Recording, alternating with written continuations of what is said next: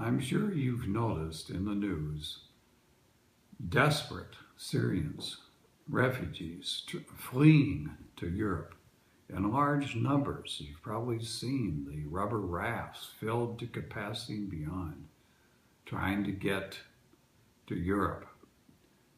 Well, there are large numbers of them.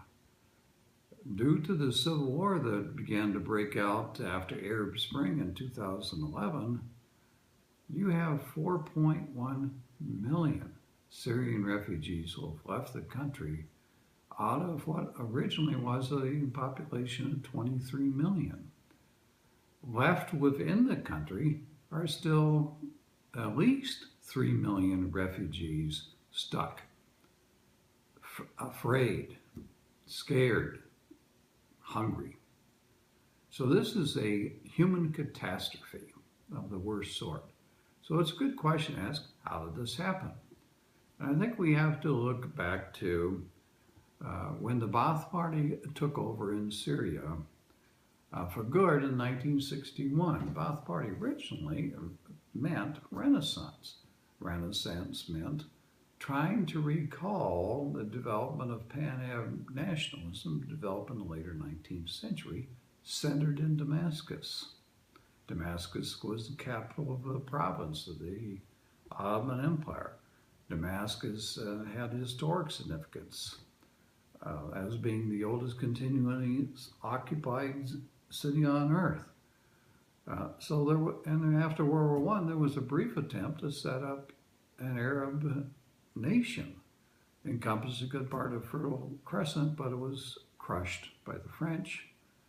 And so Syria is left as a rump out of that state. And the Ba'ath Party, which had attempted to bring Syria and Iraq and Egypt together in unity, worked for only a few years before Syria found out that they were the junior partner. The Ba'ath Party stood, it said, for unity, freedom, and socialism.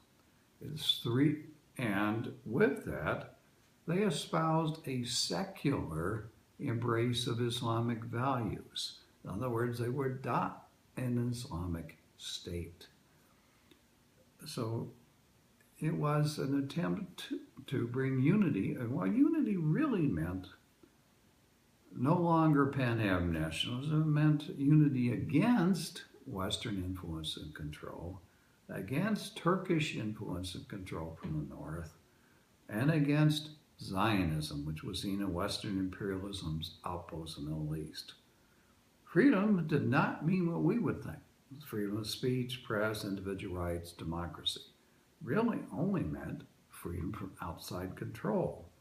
Socialism, there were those, I'm sure, who sincerely believed in social reforms to reduce the disparities in wealth, but it came to mean primarily just a form of economic nationalism, state control of the economy, state monopolies.